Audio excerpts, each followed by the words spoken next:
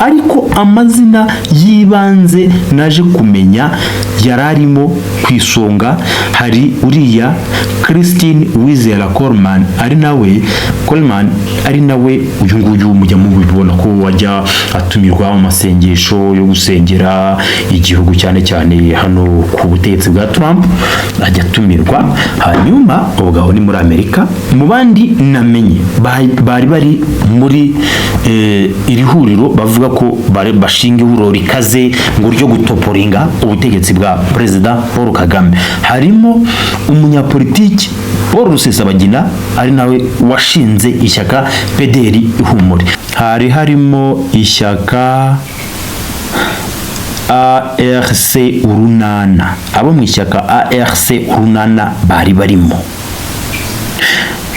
Mu bandi nabashije kumenya harimo abo muri Rwanda Bridge. Ahangaha ndibaza na Ntuzo yararimo former ministre cyangwa niba ari ambassador Jean-Marie Vianney Ndagijimana. Aya makuru nayamenye ko yararimo. Abandi bari muri iyi nama nabashije kumenya harimo uwitwa Gervais Condo. Gervais Condo yahoze ari muri RNC, yes, Rwanda National Congress, ariko ngo bashobora kuba ari byo batumvikanagaho nabo ubwabo. Niyo makuru mfite. Abantu babye bama amakuru za soko zanjye zimwe navuga zo mu nda y'ingoma zagiye zimpa amakuru y'inama yigaga uburyo bwo guhirika ubutegetsi bw'u Rwanda. Bambwiye ko n'ubusanzwe wenda uretse kuba bahuye n'uriya murobiste bari basanzwe baterana, ariko ntibabigire wenda kuri uru rwego rukomeye, ariko bari basanzwe baterana. Umwe arambwira ati bya bintu ntibigutera umwanya, nta mwanya wabyo. Undi arambwira ati ikigutangaza rero, icyagutangaza ubwo bicaye hariya bose ngo bari kudiscusinga, ngo baravuga bati twakoraho ubutegetsi bwa Perezida Kagame gute. Ati wasanga hari abari gutanga raporo i Kigali. Nasetse uretse guseka gusa navuze ni sawa. Undi arambwira ati ariko subundi uretse ibyo gutakaza umwanya ujya kwirwa uvuga uti ujya gukuraho umuntu warangiza ukazamumenyesha, ateze ubwo wa mugani kwa kundi ajya avuga wamenye n'ikigukubise, wamenye ikigukubise. Hanyuma aba nabo bati tugiye kwiregurupa hanze iyo ngiyo niturangiza tuzakurira ubutegetsi mu Rwanda. Nizere ko muzirikana ya magambo Perezida Kagame yigeze kubabwira ati byari biciye mu zihe nzira se ya demokarasi se y'intambara se. Hanze yarongeyeho ngo barabashuka. Ndigukotinga ndigusubiramo.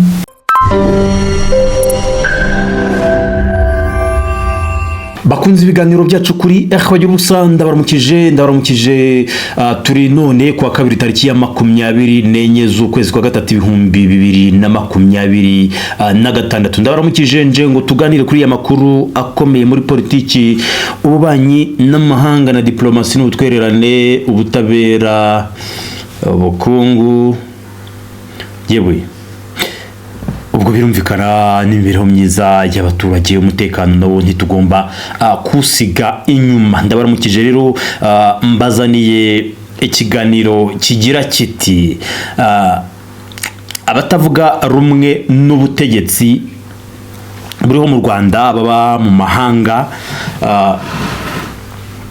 bongeye guterana bemeranya ku mpamvu bo babona ari ngombwa ngo zo kuba bahirika ubutegetsi bwa Perezida w'u Rwanda Paul Kagame. Umuntu akibaza tese bazabigeraho.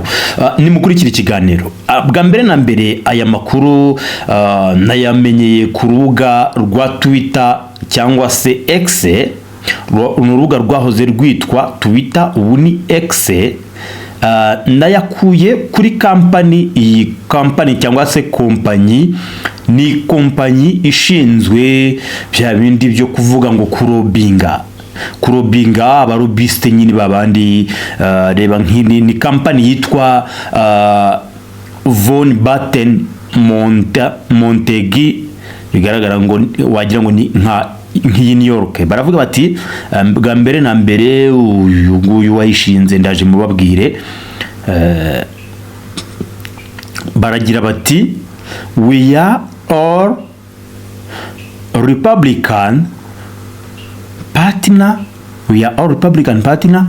policy advisory, biri guhita bigenda. We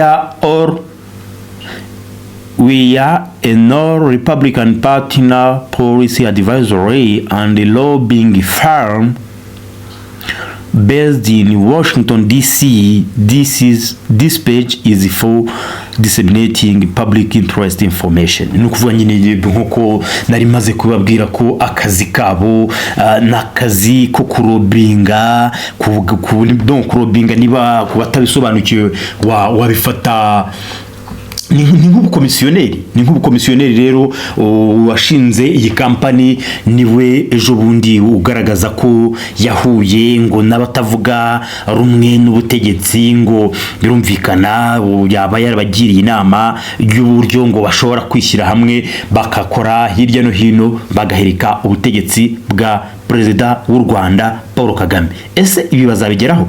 Reka bwa mbere na mbere nabonye umuntu witwa ngo this is Dr. Carl Von Batten, arangije arakomeza ati uyu ni dogiteri Carl Von Batten, akavuga ati a few weeks ago I had the great honor of meeting with representatives from across the Rwandan opposition. Ati mu byumweru bice bishize rwose ngo nashimishijwe natewe ishema no guhura n'abahagarariye ngo abatavuga rumwe n'ubutegetsi bw'u Rwanda. Arakomeza aravuga ati more than 40 participants representing over 30 political parties and civil society organizations joined discussion that lasted over 4 hours, focused on unity and cooperation in the pursuit of democracy change in Rwanda. Ngo abantu barenga 40 baritabiriye muri iyo nama bahagarariye cyangwa se bahagarariye amashyaka arenga 30 ndetse ngo n'imiryango itegamiye kuri leta yari ihari, bagirana ibiganiro byamaze hejuru y'amasaha 4. Bakariko ngo byibanze ku bumwe, imikoranire, ariko mu nzira yo gushaka impinduka muri demokarasi mu Rwanda. Uyu ni Dr. Carl Von Batten akavuga ati noneho yahise ataginga cyangwa se amenyesha, ni ukuvuga ngo ibyo yandikaga yabimenyesheje Perezida Kagame. Akavuga ati President Paul Kagame has won almost all presidential elections in Rwanda by nearly 100%.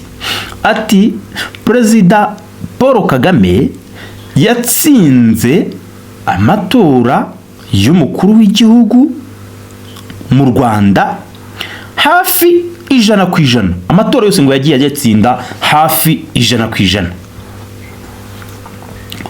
Ubwo naza kujya muri archive y'ibiganiro Perezida yagiye avuga ku buryo abantu bashaka kugira ngo bagene uburyo demokarasi ikorwa cyangwa se igenwa. Demokarasi ninde ugenera demokarasi? Abanyarwanda. Azahasanga igisubizo kibaza kiti ubundi atari amanota ayo n'ayo, atari amajwi ayo n'ayo kuri iyo mpuzandengo uvuga ku bwawe yagombye kuba arangahe. Uyu ndibaza abantu bahuye nawe ibyo ngibyo barabikubwiye wenda cyangwa bazanabikubwira.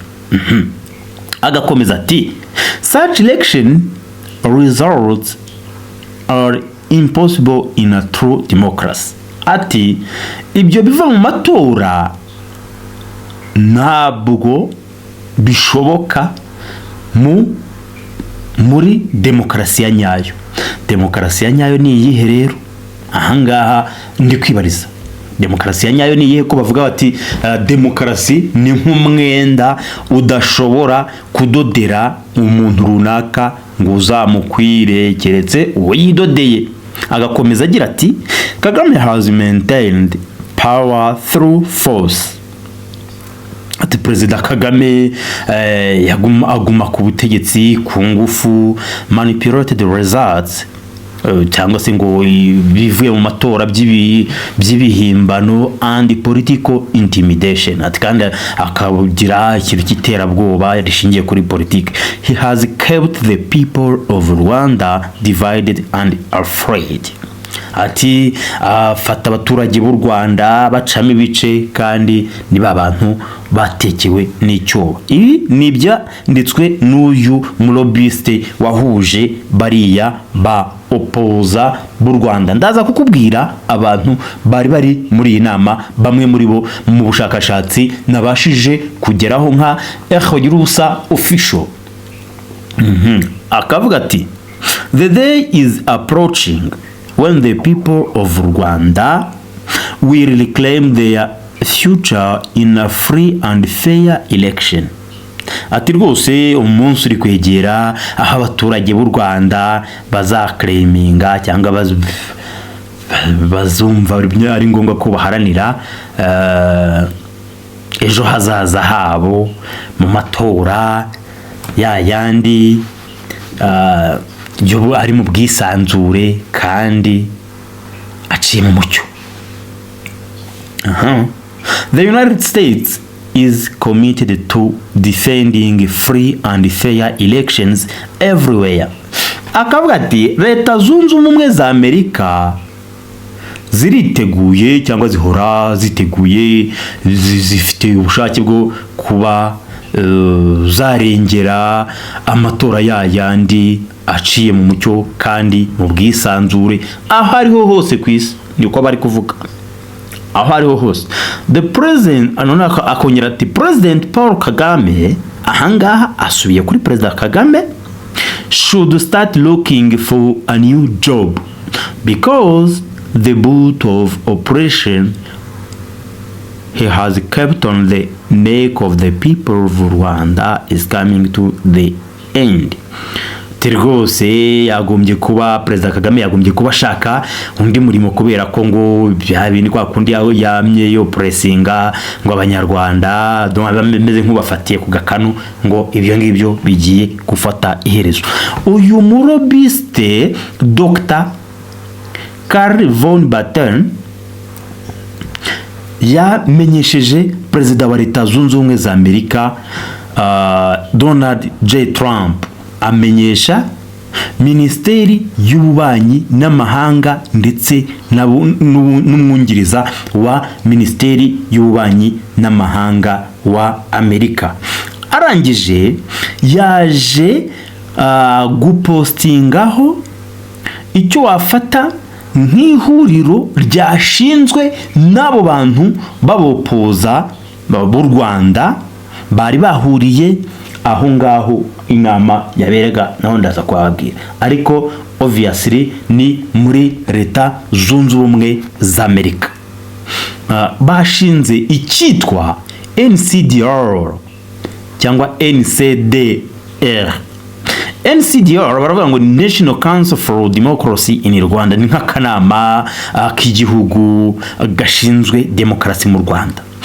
Bari kugashinga ngo nakanama k'igihugu gashinzwe demokarasi cyangwa ni nka komisiyo y'igihugu, wavuga nka komisiyo y'igihugu wenda ishinzwe demokarasi mu Rwanda. Ariko ko bashinze aka kanama kandi bakagashinga bari hanze y'igihugu, iyi se ya politiki ya yindi nyakwigendera Rukokoma yitaga politiki ya telekomande. Ubwo abantu mwari muri iyi nama nimuza kureba ikiganiro muze namwe kuza kubitangaho ibitekerezo. Iyi ntabwo yaba ari ya politiki ya telekomande. Baravuga bati mwagiye mwumva bamwe bahoze mu mashyaka atavuga rumwe n'ubutegetsi, ubwo bakavuga bati burya rero muri politiki baravuga bati if you can't defeat them join them. Ubwo ibingibi Evode Senateri Evode Uwizeyimana niwe wabisobanura neza. Muribuka ko yabanje kujya mu mashyaka hirya iyo ngiyo akavuga ati njyewe natangiranye na nyakwigendera Faustin Twagiramungu muri RDI, Rwanda nziza, Rwanda Dream Initiative, ariko mbonye ko yaravuze hari umugani yaciye ngo wisunga na yakanange ko kuko harimo icyafatwa nk'igitutsi, ariko wisunga n'umugani wa Kinyarwanda ngo mugakubitirwa hamwe. Aha rero impamvu nari ngarutse kuri Senateri Evode Uwizeyimana byaramuyobeye, cyangwa abonye ko nyine wenda yari mu nzira itari ya nyayo, ahitamo kuvuga ati kwisha maneno hinga mbe nigendeye ibizaba nyuma. Ni naho yaje avuga ati fundi se wowe ujya kunsobanuza ibintu byakunaniye ngo ari njye ubisobanura ngo bitagenda bite. Hanyuma bakavuga reka turebe kuri aka kanama, bakavuga bati funding declaration March 2026. ni uvuga ngo nyine declaration yo gushinga aka kanama bavuga, bakavuga bati kashinzwe mu kwa gatatu 2026. A platform uniting dozens of credible Rwandan opposition parties, civil society organizations, refugee associations, and religious and faith leaders representing Rwandans inside the country and in exile. Ati ni platform cyangwa ni ihuriro rihuza amajana y'abanyarwanda cyane cyane mu mashyaka atavuga rumwe n'ubutegetsi bw'u Rwanda cyangwa rwanya ubutegetsi bw'u Rwanda. Aho hakaba harimo za civil society cyangwa se imiryango itegamiye kuri leta, hakaba harimo imiryango y'impunzi, hakaba harimo abanyamadini n'abashingiye ku myemerere. Hanyuma rero ngo ako kanama gahagarariye abanyarwanda mu gihugu no hanze yacyo. Bakavuga bati for democracy, national reconciliation, ni mu magambo make ngo gaharanira demokrasi, ubwiyunge bw'abanyarwanda, ubwiyunge, justice, ubutabera, unity, ubumwe, regional stability and lasting peace. Nukuvuga ngo amahoro, nako umutekano w'akarere n'amahoro arambye. Uyu murobiste wabahuje nakomeje kumukoraho ubushakashatsi. Urabona ko uretse wenda naba yahuje hari ahantu ndi kumubona ari kumwe na Donald Trump.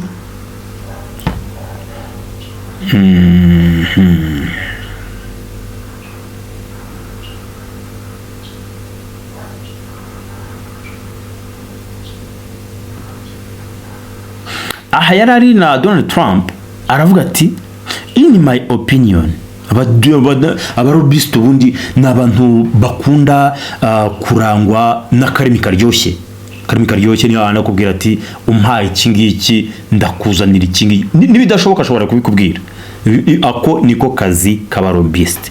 Noneho akavuga ati aho bigaragara ko yari ari na bwana Donald Trump mu kwezi kwa gatanu ku itariki 28/2025 urabona aribwo aheruka yari yapostinze iyi foto akavuga ati in my opinion President Donald Trump has achieved more in his first 100 days than former President Biden achieved in 4 years.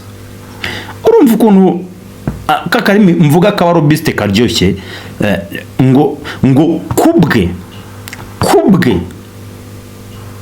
mu mboniye mu mirebereye President Donald Trump ibyo yagezeho mu minsi 100 ya mbere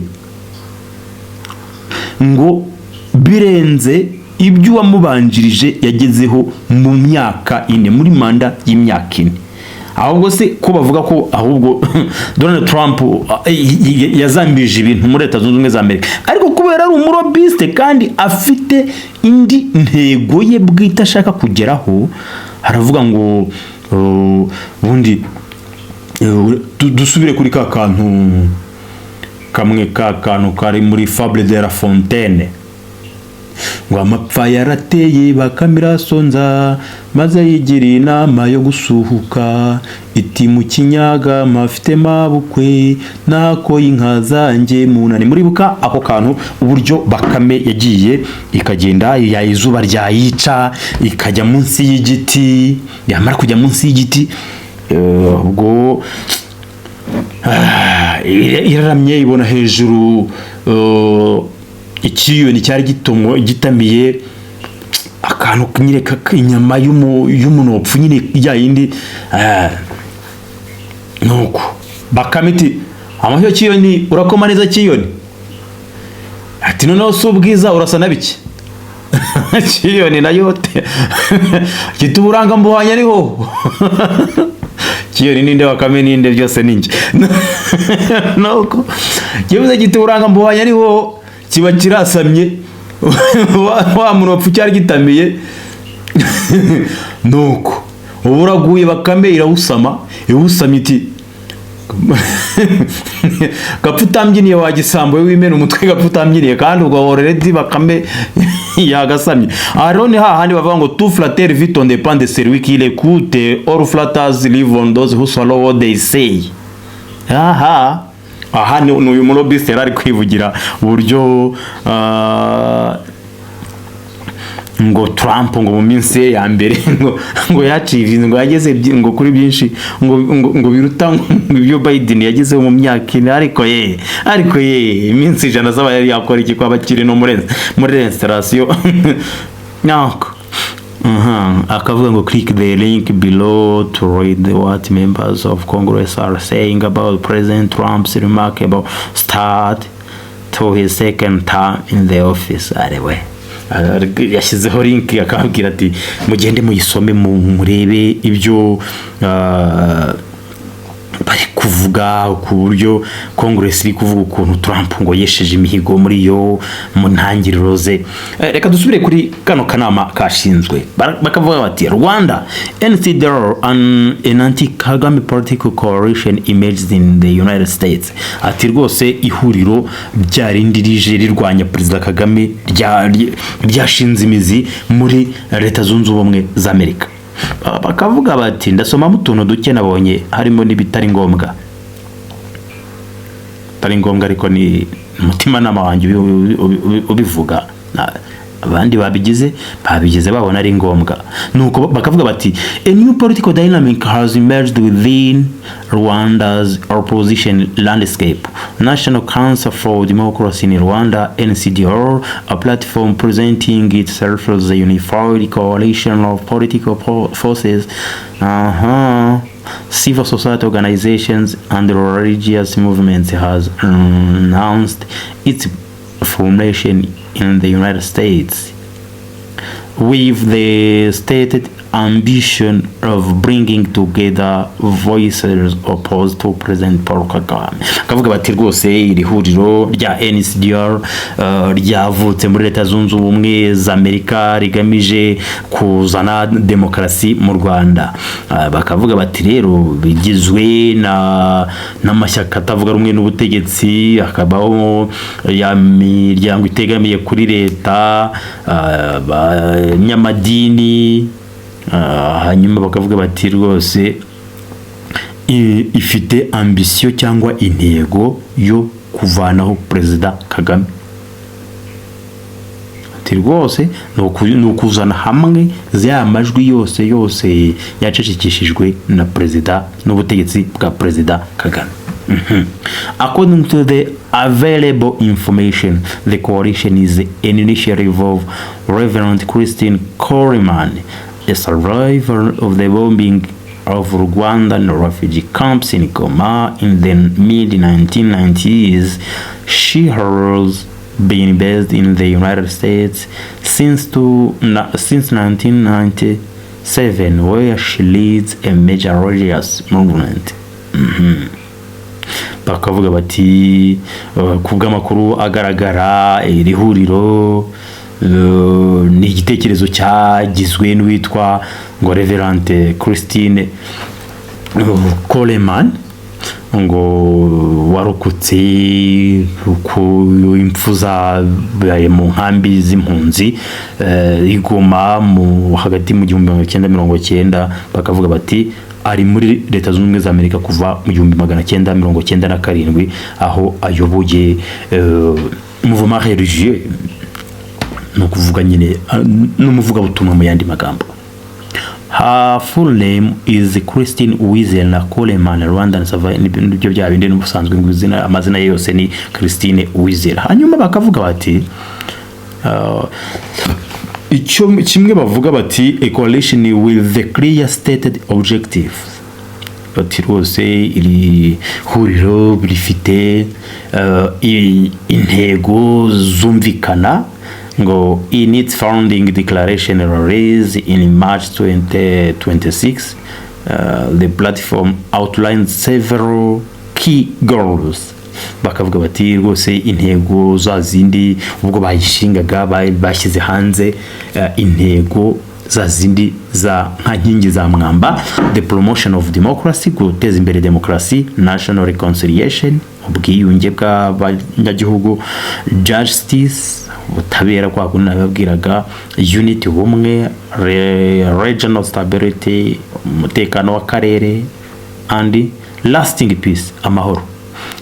Kandi kavuga ngo a first in a tight controlled political environment. Ati rwose ni ya mbere muri hahandi muri hari tight controlled political environment. Ati rwose ni ya mbere ishinzwe ifite ingufu nubwo bitoroshye muri iyo tight controlled political environment. Ati rwose nubwo cyuka cya politiki kiri tight kigenzurwa cyane, ariko twebe turiyemeje. Hanyuma bakavuga bati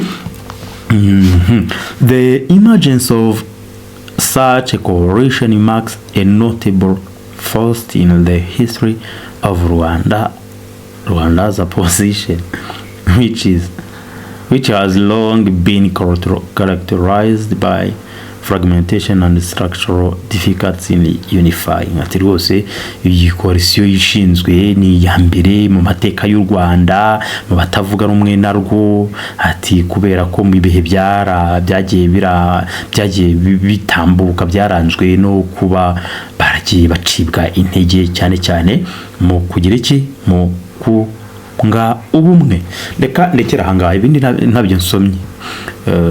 ntabyo nsomye. Ikiri icyo gufata hano ni iki, nabemereye ko ndaza kubabwira abantu bari muri iri huriro uko bahuriye hariya muri Amerika, bahujwe nuriya mulobisti. Amazina namenye ko biragoye kumenya ngo ishyaka iri n'iri ryari ririmo, kubera ko abanyarwanda baba hanze nabo bagenda bahindagurika, ariko amazina y'ibanze naje kumenya yari arimo ku isonga hari uriya Christine Uwizera Coleman, ari nawe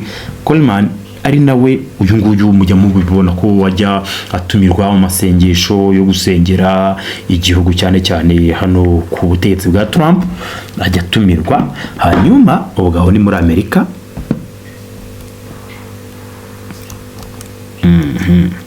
Mu bandi namenye bari muri iri huriro bavuga ko bashinga ihuriro rikaze ngo ryo gutoporinga ubutegetsi bwa Perezida Paul Kagame. Harimo umunyapolitiki Paul Rusesabagina, ari nawe washinze ishyaka PDR Ihumure. Uyu Paul Rusesabagina mukamwibuka ko yari niwe wari ufite MRCD FLN, niba akinayifite ntabwo mbizi. Hanyuma mukibuka ko mu mwaka wa 2018 nibwo hagiye humvikana ibitero byo kuba u Rwanda rwaragabweho ibitero na FLN, MRCD FLN mu bice bya za Nyabimata, za Nyamagabe mu burengerazuba no mu burengerazuba muri rusange. Mwagiye mwumva imodoka zagiye zitwikirwa mu ishyamba rya Nyungwe, muri parike ya Nyungwe.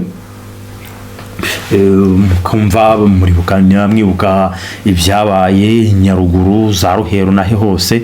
Ibyo ngibyo byaje gushinjwa Paul Rusesabagina mu mwaka w'2020 yisanga ari ku butaka bw'u Rwanda, nibwo yakatiwe n'inkiko imyaka gufungwa imyaka 25, ariko kubw'igitutu cya Leta Zunze Ubumwe za Amerika, kubera ko Paul Rusesabagina n'ubusanzwe yari yafatwaga nk'intwari kubera iriya filime Hotel Rwanda bo bavuga bati yakijije abatutsi umubare runaka, ingingo nayo itaravuzweho rumwe, aho yari manager wa Hotel de Mille Collines, ingingo itaravuzweho rimwe. Hanyuma rero nyuma yo gukatirwa imyaka 25 rwose Paul Rusesabagina kubw'igitutu cya Amerika yaje gufungurwa. Yewe kwa kundi bavuga bati umuzimu arira ku munyagasani, umuzimu n'indi munyagasani ninde, ubwo byose ni ngewe.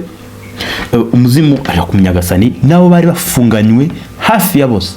Ndibaza hasigemo nk'abangahe, kuko harimo nk'umukecuru nabonye wari ngo yarakekwaho ibindi byaha, ashinzwe ibyaha bya jenoside. Ndibuka ko icyo gihe kubera ko ngo yanaje kandi yarabanye na bamwe mu ishyamba bari mu butegetsi hano, bamwe byarabahitanye. Muribuka Serafine Mukantabana wigeze kubaho minisitiri wo gucyura impunzi, mu minisitiri w'ibiza n'impunzi, icyo gihe yari Midimari. Eshundire yari ari muri komisiyo ya demobilisation. Kumva rero ko cyarebeye uwo mudamu w'umukecuru ntari kwibuka, kandi ngo bari baziranye, yanze gutanga amakuru birangira bimuhitanye. Abandi barafunguwe barimo ba Herimani Ndayisaba, Herimani Nsengimana, bariya barafunguwe. Ba Karitse Nsabimana Sankara bakunda kuvuga ati Major Karitse Nsabimana Sankara ubu yarafunguwe, kuko icyo gihe ndibuka kigeze kubaho umuvugizi wa FLN aza gusimburwa na Herimani Nsengimana.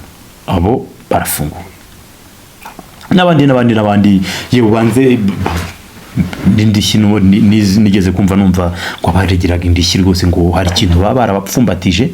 Niyo makuru naje kumenya nyakesha umwe mu banyamategeko baburanaga ruriya rubanza. Uwo ni Paul Rusesabagina wari uri muri iyi nama itegura uburyo bahirika ubutegetsi bwa Perezida w'u Rwanda Paul Kagame. Mu bandi bari barimo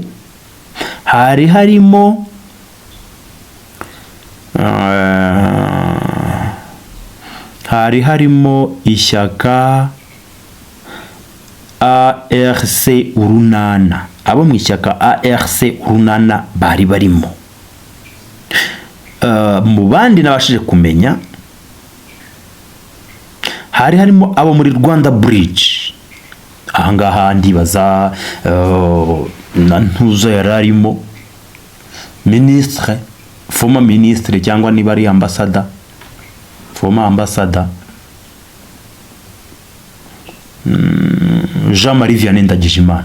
Aya makuru nayamenye ko yari arimo Jean-Marie Vianney Ndagijimana. Mukibuka ko mu bihe bitandukanye perezida w'u Rwanda yagiye amuvugaho uburyo ngo bamuhaye ngo ibihumbi bigera muri 200 ngo agiye gushinga cyangwa agiye gukodesha inzu ambasade yagomba gukoreramo, ambasade y'u Rwanda i Washington, agenda ubutagaruka.